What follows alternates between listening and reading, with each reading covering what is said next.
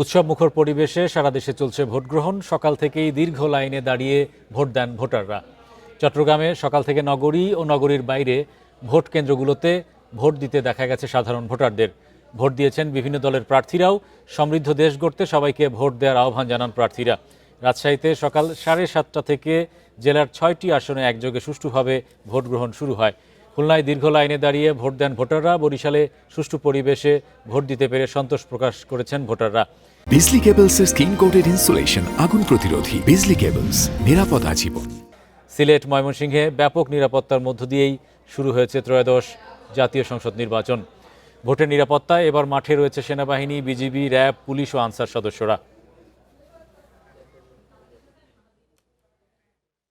সর্বপ্রথম আমি জুলাই যোদ্ধাদের স্মরণ করছি। তাদের জন্য আজ 16 বছর পর আমি ভোট দিতে পারছি। অনেক ভাই সব চলে এসছে, বোনরা চলে এসছে, খুব আনন্দমুখর উৎসব মনে হচ্ছে।